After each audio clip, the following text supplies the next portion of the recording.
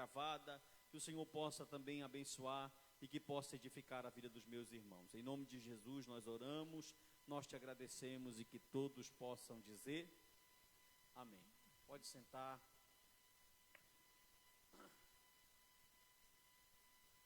Amém. Meus irmãos, a paz do Senhor Jesus. Amém. Amém, irmãos? Amém. Nós vamos dar continuidade à nossa aula e hoje o nosso tema é adoção e justificação. A gente vai começar falando sobre justificação, tá? Vamos falar sobre justificação primeiro e depois nós vamos falar sobre adoção. Vocês não vão precisar da Bíblia, tá bom?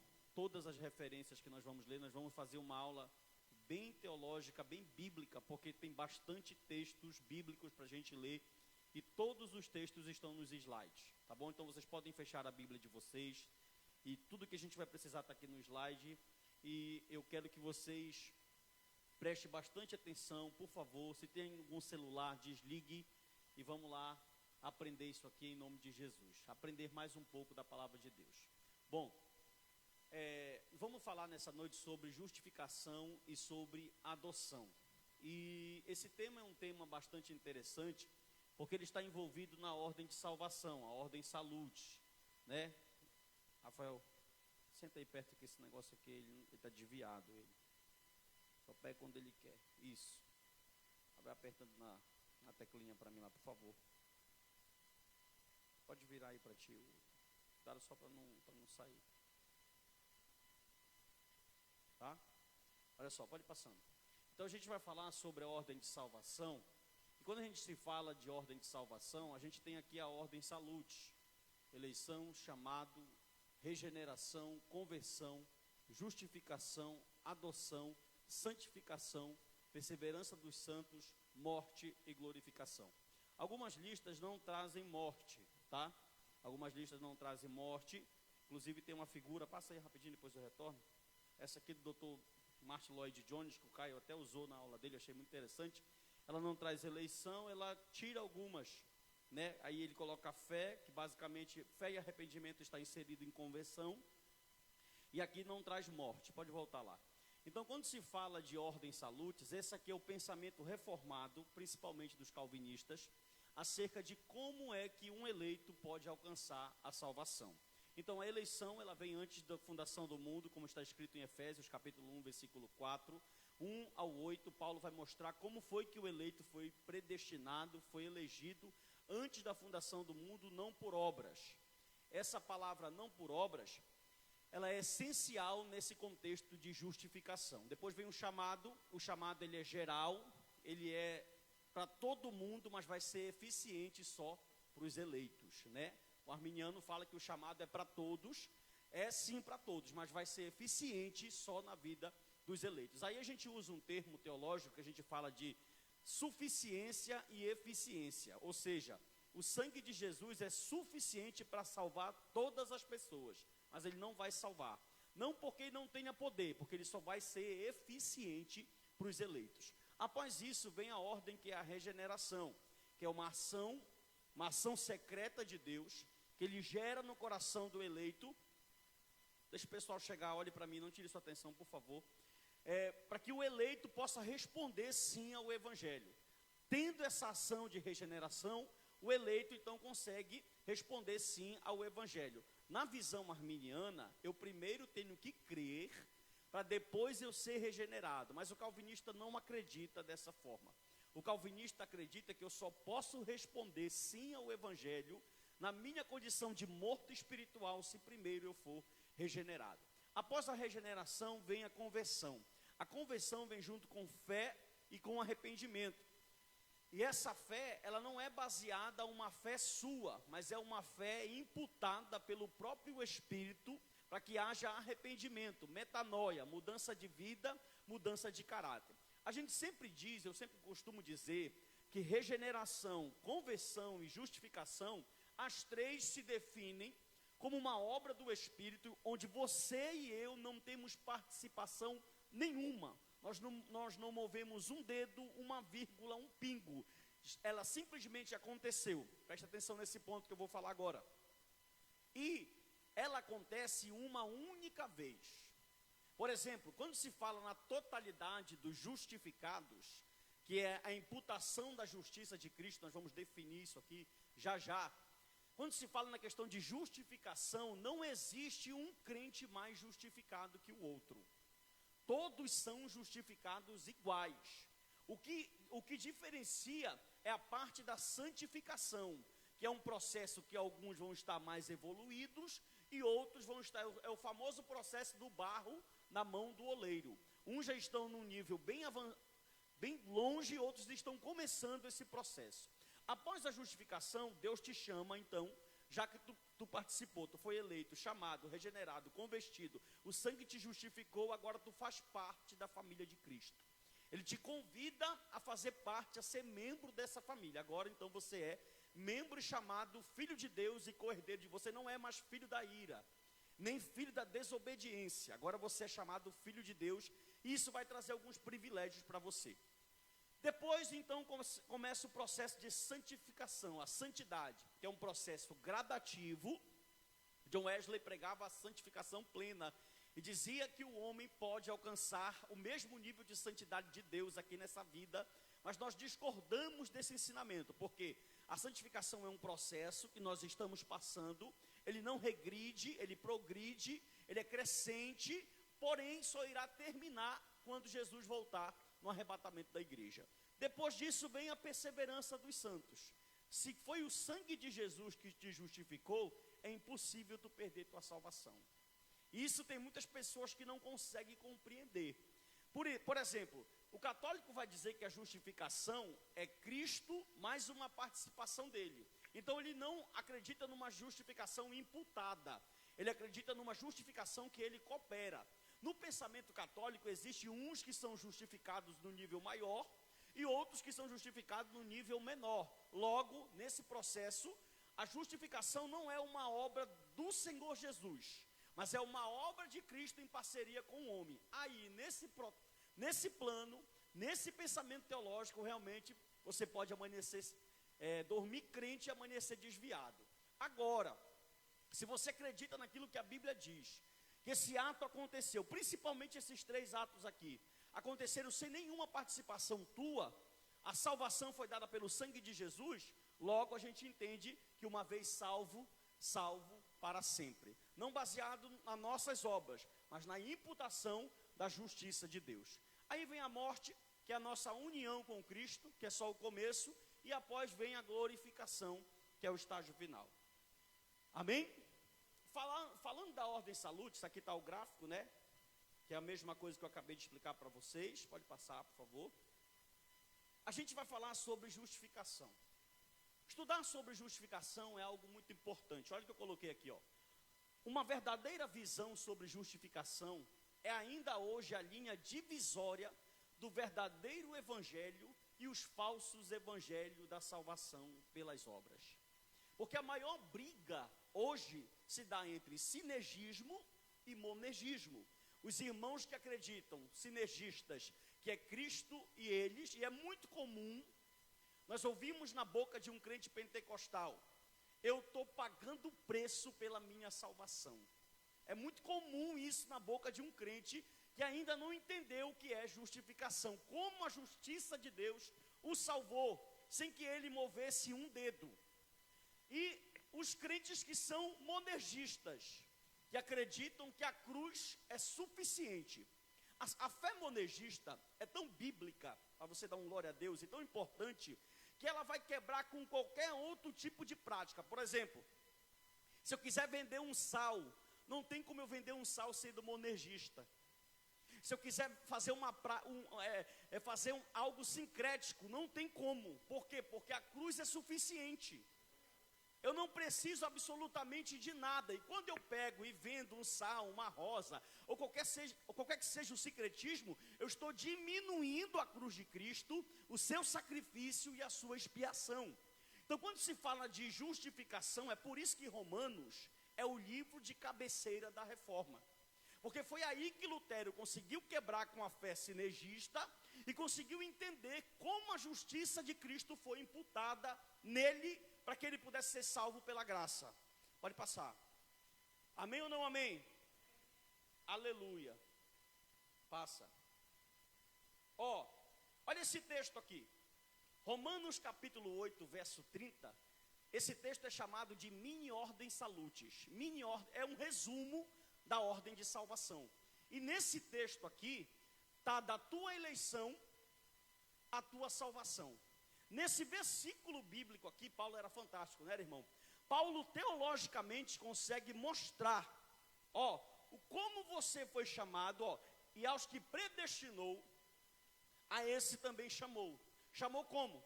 A fé vem pelo ouvir a palavra vai ser para todos, mas vai ser eficiente só para os eleitos. E aos que chamou também justificou.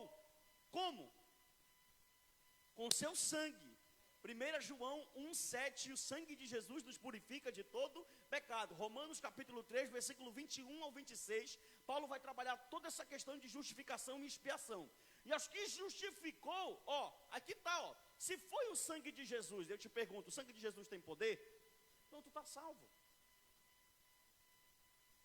Se foi o sangue que te justificou, é só você esperar a trombeta soar, porque a salvação está garantida. Aí vai nascer os questionamentos, que são questionamentos dos estudantes do YouTube e de repetidores, de pregadores, que vai dizer, sou salvo, vou para o mundo. A gente precisa entender como é que essa salvação, ela é aplicada na vida dos eleitos. Não é assim, eu sou salvo e vou para o mundo. Eu sou salvo e tenho uma lista de condicionais que precisam ser aplicadas na minha vida para que eu me mostre um eleito. Você pode dar um glória a Deus por esse texto aqui? Amém, pode passar. Prosseguindo. O ensino de Paulo. Pode passar. Paulo vai ensinar que a justificação é um ato que Deus realiza em nós. Que fique bem claro isso aqui. Por mais crente que tu seja, por mais serviço que tu preste, tu não ajudou uma unha na tua justificação. Porque o interesse e o pensamento de Paulo é fazer com que você compreenda que a justificação não vai se dar por tuas obras, mas ela vai se dar por uma ação legal de Deus. É por isso que ele vai dizer, que a justificação só vai acontecer em você após você ser regenerado. Escute uma coisa, Cristo nunca irá justificar um não eleito. Não, você não pegou. Cristo nunca irá justificar um não eleito. Por quê? Porque depois que a justificação está feita, ela não pode ser desfeita. Essa teologia é linda. E tem alguns pastores que não conseguem passar isso para o seu rebanho. Quando a justificação que se dá pelo ato do sangue de Jesus, por exemplo assim, por isso que eu falo, uma vez eu estava num debate com um amigo sobre calvinismo e arminianismo, e eu fiz uma pergunta para ele que deixou ele sem resposta. Eu falei assim para ele, pastor, me responda uma coisa, uma pessoa pode ser desregenerada? Aí ele, porque não tem resposta, irmão. Porque uma vez que o sangue de Jesus expiou, Cristo falou, foi por ele, mas só que, olha como é, se Cristo justificasse um ímpio, o ímpio poderia estar na sua prática mundana e mostrando obras não de arrependimento e fazendo com que o sangue de Jesus fosse tido como no poder. Vamos dar um exemplo clássico aqui. Quando uma pessoa desce às águas no batismo, olhe para mim, aquilo ali está sendo um simbolismo no deitar a pessoa, morreu, voltou, nasceu. Aí quando a pessoa que foi batizada não mostra que ela estava verdadeiramente morrendo para o mundo, mas que as suas obras ainda continuam de uma pessoa caída, ela está dizendo, nós dizemos o quê? Que ela só tomou um banho. Aí tem pastores que brincam assim, quantos banhos tu já deste? Por quê? Porque quando o batismo é em um justificado, é em uma pessoa regenerada, vai ser só a confirmação. Então, olha como é maravilhoso isso. Por isso que quando Cristo falou na ceia, Mateus capítulo 26, versículo 26 ao versículo 28, ele disse, esse é o meu sangue que é expiado por muitos. Por quê, irmão? Porque se automaticamente, escute, se Cristo tivesse morrido, Cristo morreu, sim ou não? Sim ou não?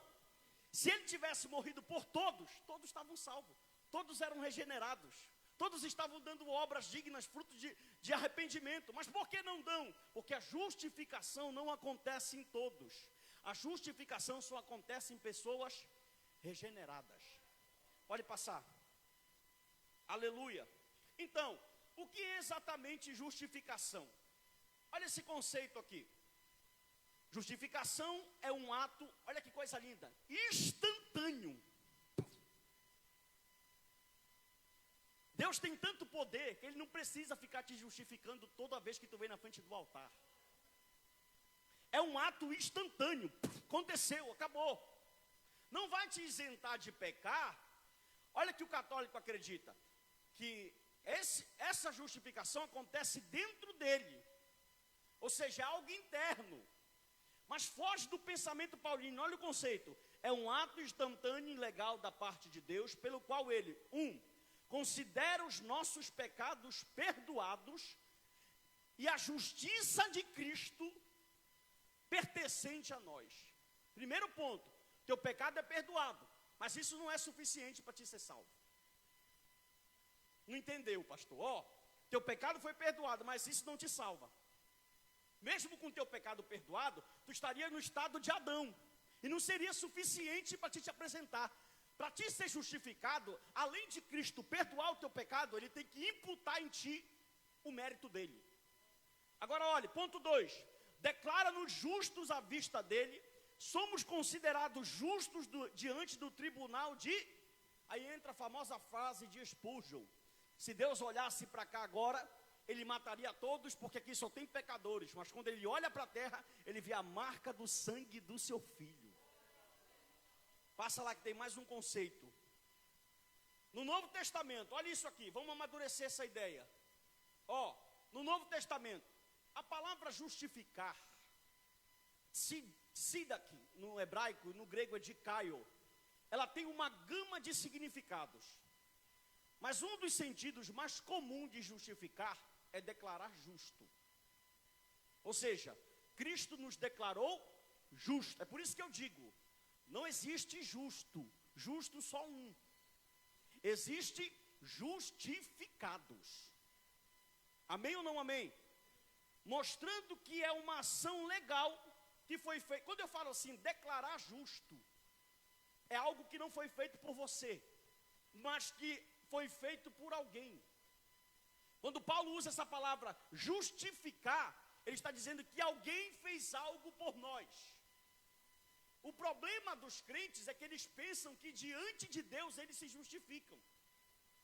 Aí, irmão, eles carregam fardos imensos e pesados nas suas costas, pensando que se eles não fizerem algo para o Evangelho, eles serão punidos por Deus. Eles serão levados para o inferno por causa disso. Porque não entendem que a justificação, as obras não te justificam, mas o justificado tem obras. Entendeu isso? Que é a maior discordância entre protestantes e católicos. Passa, Rafael. Justificação em contraste com a condenação. Olha esse texto, primeiro texto. Pode isso. Romanos 8:1. Portanto, agora, nenhuma condenação há para aqueles que estão em Cristo, que não andam segundo a carne, mas segundo o 31. Se Deus é por nós, que diremos, pois? Se Deus é por nós, quem será contra nós? 33. Olha esse texto, irmão. Quem tentará acusação? Porque o contraste com justificação é condenação. Quem é que pode chegar diante do Pai e falar, ele não vai ser salvo? Se foi o sangue de Jesus. Meu irmão, não tem como. Por isso que ele diz aqui, quem tentará acusação quanto os escolhidos de Deus, se é o Deus que os declara justo, se é o sangue de Jesus que os declara justo. Aí tá, para quem acredita que a salvação é por obra, está no inferno. Aí Paulo em Romanos 8, no versículo 16 ao 21, vai dizer assim, onde está o homem a tua jactância? Desculpe, no capítulo 3, no verso 20 a seguir, ele vai dizer assim, Onde está o homem, a tua jactância, a tua arrogância, a tua soberba? Ele disse assim, a lei não pode te salvar, as tuas obras não podem te salvar. E antes disso ele já mostrou no verso 21 ao 23, que a expiação foi feita no sangue de Jesus, que é o único meio que pode nos declarar justo. Aleluia. Passa, Rafael. Outra, como foi feita essa justificação? Quem tentará acusação contra os escolhidos de Deus, se é Deus que os justifica? Olha como ela foi feita, através do sangue de Cristo. Mas se andarmos na luz, como Ele na luz está, temos comunhão uns com os outros. Aí o versículo que todo mundo conhece. E o sangue de Jesus Cristo, seu Filho, nos purifica de todo pecado. Aleluia. Pode passar, meu filho. Em nome de Jesus. Deus nos declara justo à vista dele. Essa declaração envolve dois aspectos. Primeiro, quem declara que não temos penalidade a pagar pelo pecado, que ele declara que não temos penalidade a pagar pelo pecado, incluindo os pecados do presente, do passado e do futuro. Porque ele fala, portanto agora, essa palavra agora, se dá a entender que a declaração justa foi feita nesse momento. Não se tentaram no Antigo Testamento de diversas formas se declararem justo diante de Deus? Sim ou não?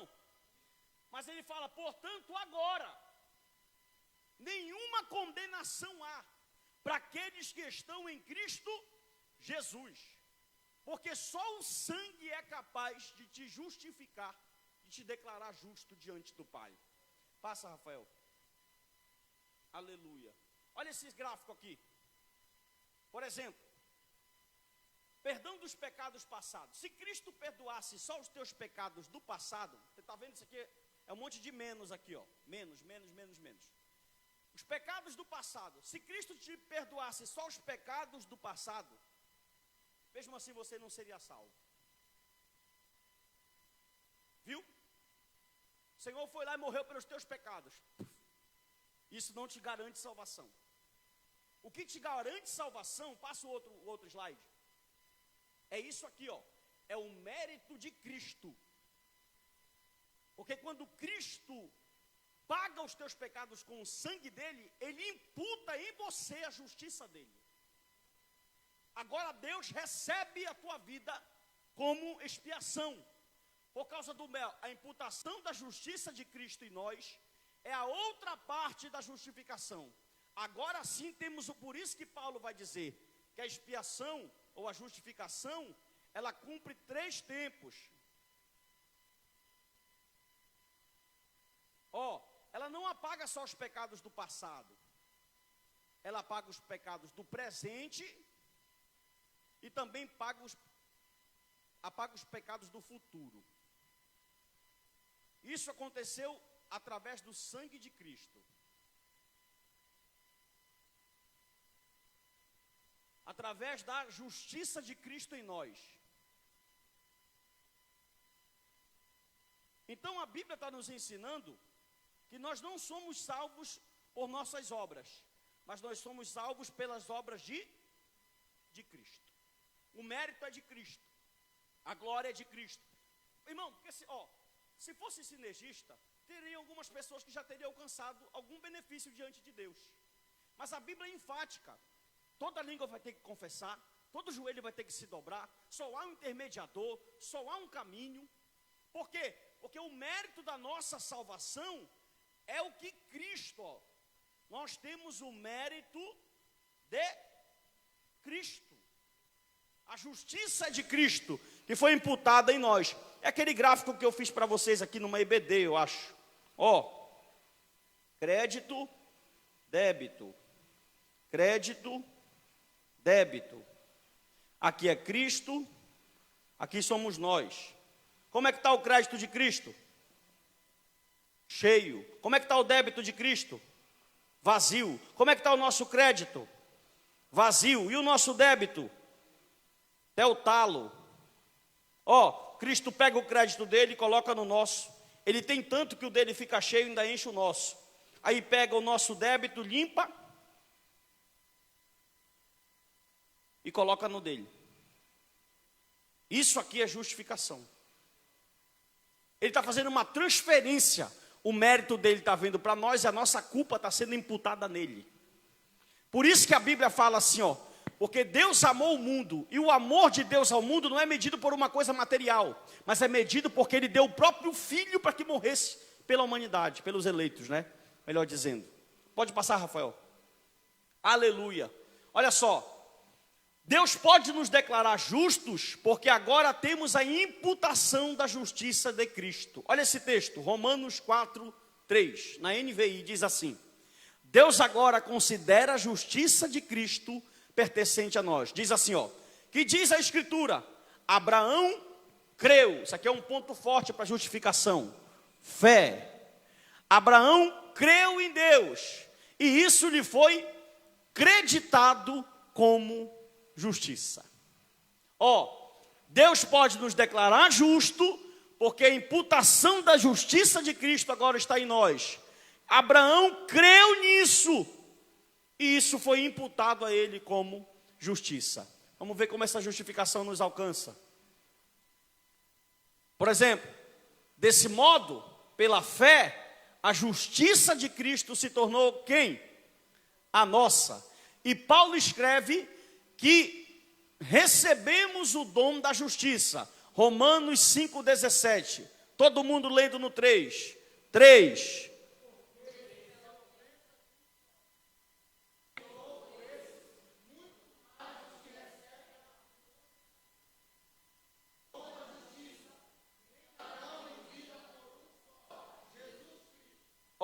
Recebemos o dom da justiça. O dom da justiça. Meu irmão, isso como, pastor? Pela fé. Por que pela fé? Você vai já entender. Pode passar. Outro ponto. Quando se fala de imputação na Bíblia, a gente tem 3 pontos sobre imputação. A gente vê a culpa de Adão sendo imputada em nós. A gente vê os nossos pecados sendo imputados em Cristo. E a gente vê o mérito de Cristo sendo imputado em nós. Então, a imputação aparece de Adão para nós, culpa herdada, corrupção herdada. Aparece os nossos pecados sendo expiados em Cristo, é imputado nele. E aparece o mérito de Cristo sendo imputado em nós. Pode passar, Rafael. Por favor. A justificação chega a nós infinitamente pela graça de Deus, não por causa de algum mérito humano. Lutero e outros reformadores insistiram que a salvação vem somente e não pela graça e mais algum mérito humano. Aí a pergunta é: de onde eles tiraram isso? Passa, vamos ver de onde eles tiraram. No 3, todo mundo lendo. 3, Romanos 1:18.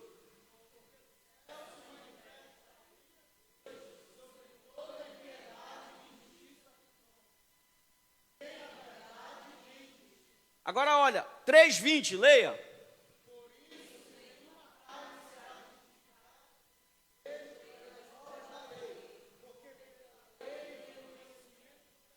Nenhuma carne será justificada diante dele pelas obras da...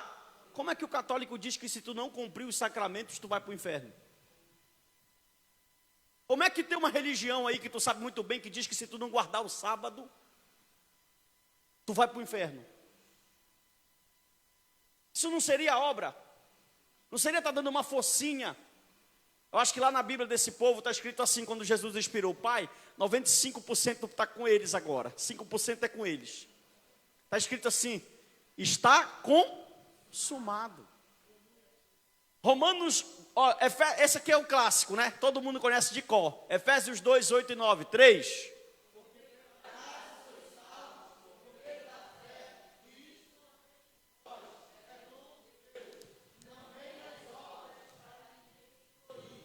Irmão, você já imaginou? Esse texto nos humilha tanto e nos mostra a nossa incapacidade. que a Bíblia, na galeria dos heróis da fé, em Hebreus 11, vai dizer que o mundo não era digno de ter aqueles homens. Ela vai dizer assim, ó, homens que o mundo não era digno de tê-los. A Bíblia vai pegar Samuel, Elias e Daniel, e vai colocar eles num patamar espiritual de quase Deus. Eu estou pegando só camarada bíblico. Se for falar da nossa geração, a gente não chega nem na unha deles. Sim ou não? Nenhum desses que eu citei para vocês, nem da galeria, nem Elias, nem Daniel, nem Moisés, vai poder chegar diante de Deus e falar assim, eu fiz minha parte. Por quê, irmão? Porque é por meio da graça. Porque pela graça sois salvos. Aí o meio que, irmão, isso é maravilhoso. O meio que Deus escolhe para essa graça me alcançar é a minha fé. Sim ou não? Aí o arminiano vai dizer, tá vendo? Só vou ser salvo se eu crer. Só que 1 Coríntios capítulo 12 diz que a fé é um dom. E o 12 verso 11 diz que o Espírito reparte particularmente a cada um como ele quer. Ou seja, você não vai ter fé porque você é o cara. Além de Deus te dar de graça, Ele ainda faz você crer. Ele ainda faz você crer nisso, irmão. Ah, pastor, e olha que coisa maravilhosa, que não dá para entender muito bem mesmo. Isso dá um nó na cabeça de quem não entende a Bíblia. Ele ainda não mexe na tua moralidade. Ele arquiteta com que as tuas ações sejam responsáveis para que isso aconteça. A tua fé, tu recebeu pela graça. Isso não vem de vós. É dom de, e não de, para que ninguém, não vai ter um cabra, uma mulher, que chegue diante do Eterno, Caio, e diga, eu mereço. Eu consegui. Eu paguei o preço, Senhor.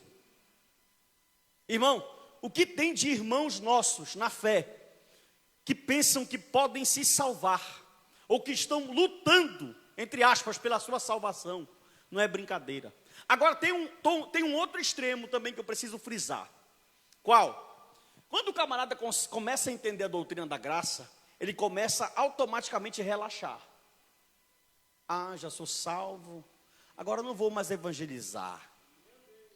Porque Deus vai chamar mesmo todos os seus eleitos, mas Ele chama usando você, cabra preguiçoso. Porque o meio que Deus escolheu para trazer os eleitos é qual?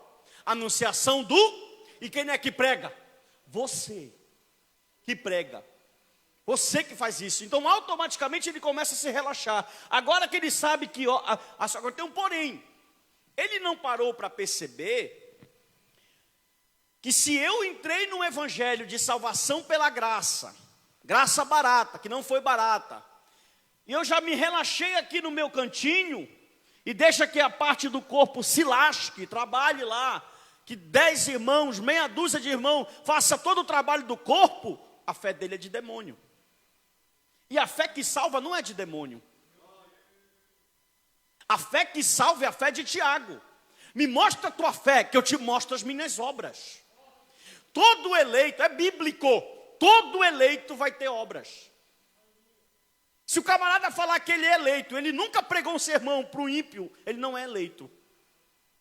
Se o camarada falar que ele é eleito e nunca saiu para evangelizar, não prega o evangelho, não serve o reino, ele não é eleito. A fé dele é fé de demônio.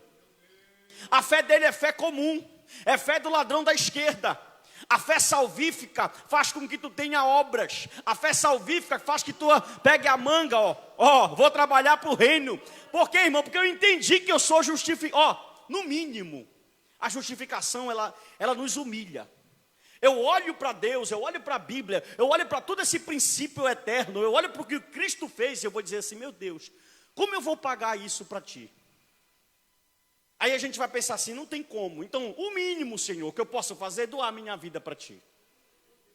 Ainda vou ficar te devendo, Senhor, não vou nem chegar perto, mas eu vou doar minha vida para ti. Mas na prática, a gente vem para o culto quando quer. A gente faz quando quer. a gente murmura, a gente reclama. Aí eu te pergunto, a gente já entendeu o que é isso aqui? Não entendeu. Não entendemos o que é justificação. Pode passar, Rafael. Olha aqui, ó. Romanos 3, 28. No 3, todo mundo, 3.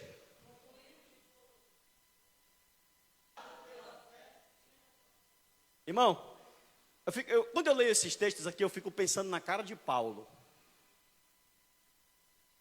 Esse cara passou a vida toda falando, ó, faz a lei, senão tu vai para o inferno. Cumpre os 613, senão tu vai para o inferno. E de repente ele muda no 360 graus e fala assim, a lei não salva.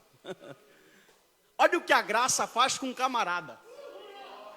É interessante que quando ele escreve, ele fala assim, eu, Paulo, aos Filipenses, no capítulo 2, Joel até citou aqui hoje no meio-dia, ele fala assim, eu, Paulo, da tribo de Benjamim, formado aos pés de Gamaliel, da tribo, uma das tribos mais espetaculares, ele começa a puxar o currículo dele, patente atrás de patente, ele fala assim, isso é escória.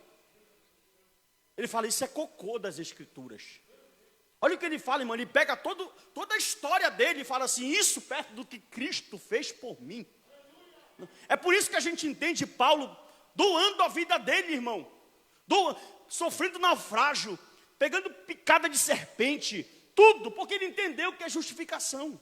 Ó, quando um crente entende o que é justificação, a vida cristã dele dá um 360 graus. Ele não vem mais forçado, o pastor não precisa estar pedindo para ele,